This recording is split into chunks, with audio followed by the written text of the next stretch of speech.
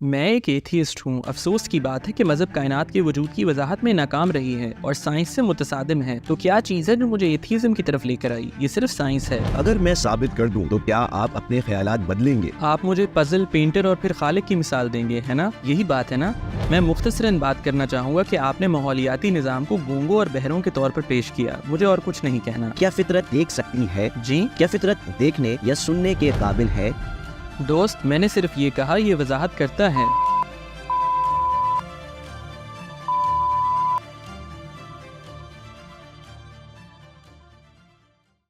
آپ کا عقیدہ کیا ہے؟ میں ایک ایتھیسٹ ہوں، ایک مادیت پرست ایتھیسٹ۔ افسوس کی بات ہے کہ مذہب کائنات کے وجود کی وضاحت میں ناکام رہی ہے اور سائنس سے متصادم ہے۔ تو کیا چیز ہے جو مجھے ایتھیزم کی طرف لے کر آئی؟ یہ صرف سائنس ہے، کیونکہ حقیقت یہ ہے کہ قرآن مجید میں تخلیق کا فلسفہ سائنسی ارتقاء سے مماثلت نہیں رکھتا۔ کیا آپ مجھے ایتھیسٹ کے نظریے کا کوئی واحد ثبوت دے سکتے ہیں کہ خدا موجود نہیں ہے؟ یہ سب چند نظریات تک محدود ہے۔ قرآن مجید ان سب کی وضاحت کا دعویٰ کرتا ہے، لیکن یہ وہ مخصوص علم نہیں ہے۔ اگر ہم ان سب کی نظریاتی بنیاد پر وضاحت کریں تو ہم یہ دعویٰ کر چکے ہیں جس کی روح سے کائنات میں بگ بینگ سے پہلے کچھ بھی نہیں تھا۔ اس معاملے میں سائنس ابھی بہت پیچھے ہے اور اسی ایک نقطے پر اٹک گئی ہے، لیکن ہم نہیں جانتے کہ مستقبل میں سائنس اس کی وضاحت کس طرح کرے گی۔ میرے پاس اب یہی راستہ ہے کہ میں اپنے پاس موجود شواہد کی بنا پر عمل کروں۔ تو آپ کا خیال ہے کہ یہی خالق کی غیر موجودگی کا ثبوت ہے؟ تو کیا آپ کے پاس خدا کی موجودگی کا کوئی ثبوت ہے؟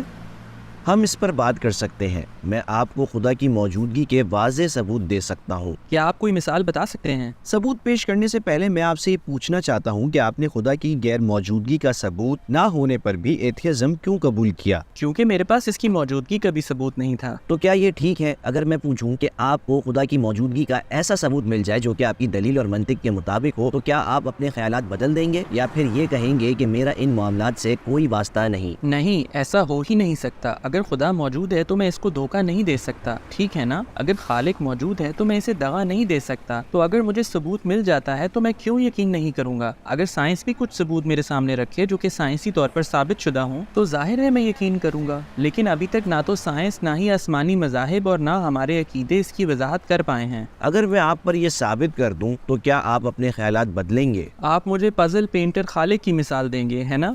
یہی بات ہے نا؟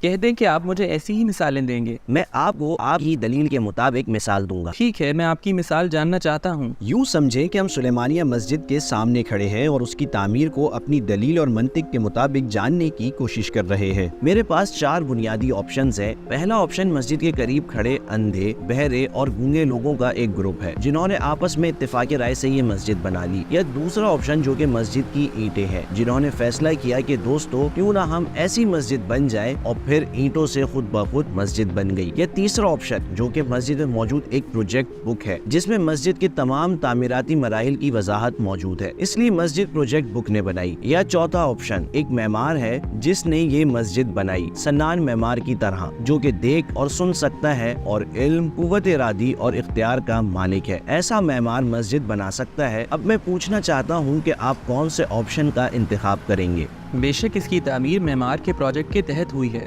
اب میں کہتا ہوں کہ جب ہم انسان کی اندرونی ساخت کا مطالعہ کرتے ہیں تو اس کی ساخت میں ایک مسجد سے کہیں بڑھ کر باریکیاں اور پیچیدگیاں ہیں۔ جب میں انسانی جسم کو دیکھتا ہوں تو یہ پتہ چلتا ہے کہ یہ تقریباً 100 ٹریلین خلیوں سے مل کر بنا ہے۔ بائیولوجسٹ پروفیسر مائیکل ڈینٹن کے مطابق ہر خلیہ 20 کلومیٹر قطر پر پھیلے نیو یارک شہر کی طرح ہے۔ تو اس حساب سے میرے جسم میں 100 ٹریلین شہر آباد ہے اور ہر خلیے میں 800 مائٹوکونڈریا، 10,000 رائبوزوم کی فیکٹری کا بیراج سسٹم، اور یہ انسانی جسم اس مسجد کی طرح نہیں ہے جسے ایک دفعہ تعمیر کر کے چھوڑ دیا جائے۔ اس میں ایک ایسا نظام ہے جس کی ہر لمحے مسلسل تجدید ہوتی ہے۔ تو جب میں انسان کو دیکھتا ہوں اور اسی طرح کے تقریباً 8 بلین دوسرے انسانوں اور کائنات میں ان کی ترقی کو دیکھتا ہوں تو میں اپنی منطق سے یہ جاننا چاہتا ہوں کہ انسان کیسے بنا۔ آئیے دلیل اور منطق کے ساتھ مل کر جواب تلاش کریں۔ میں کہہ سکتا ہوں کہ انسان کو وجود میں آنے اور یہ شکل اختیار کرنے کے لیے 4 آپشنز ہیں۔ ایک، میں یہ کہوں گا کہ یہ ایک اندھے،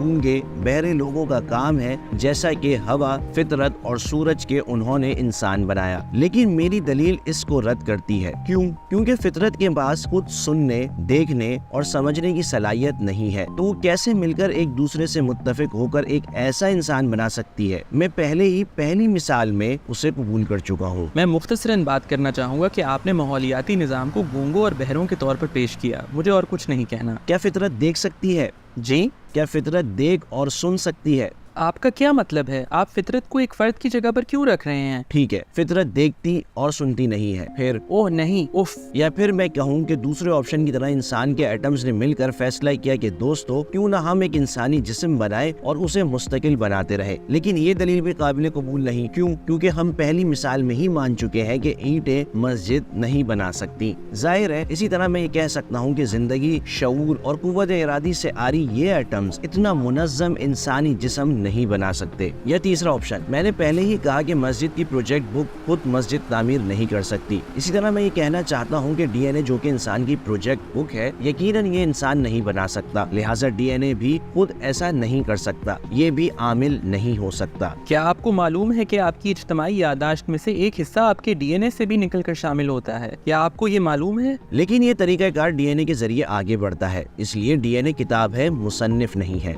और चौथा ऑप्शन मेमार, जो कि पहली मिसाल में मैंने तस्लीम किया। मुझे ये कहना है कि इंसानी जिस्म एक ऐसी साख जो मस्जिद से कहीं ज्यादा मुनज़्ज़म और पेचीदा है, इसका भी एक मेमार है, एक खालिक इल्म, कुव्वत इरादी, इख्तियार और जिंदगी के साथ। क्या उसको इसकी जरूरत नहीं? क्या ये इस तरह ज्यादा मायने नहीं रखता? ज़मीन हमारी माँ है, हमारी तख्लीक की बुनियाद है और ज़मीनी हालात ने हमें इस तक पहुँचाया। सीधी सी बात है।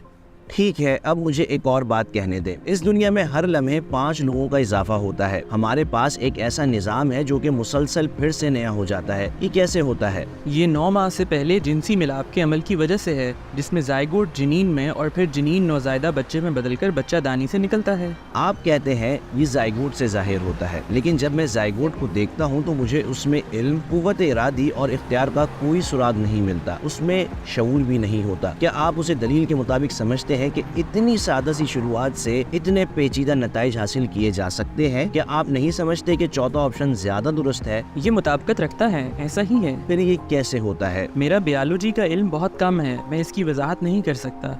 अगर आपको बायोलॉजी का इल्म नहीं है तो आपने खुदा की गैर मौजूदगी को क्यों कबूल किया? आपने क्यों कहा कि ऐसा अक्सर होता है जबकि आपको खुद इल्म नहीं? तो क्या आप खुद अपने आप से मुतसादिम नहीं? नहीं, ये मुझसे मुतसादिम क्यों होगा? ये सब तो पहले ही किताबों में लिखा जा चुका है। क्या लिखा जा चुका है? कोई कैसे ये लिख सकता है कि उसकी वजह से ये होता है? दोस्त, मैंने कहा ये वजाहत करता है।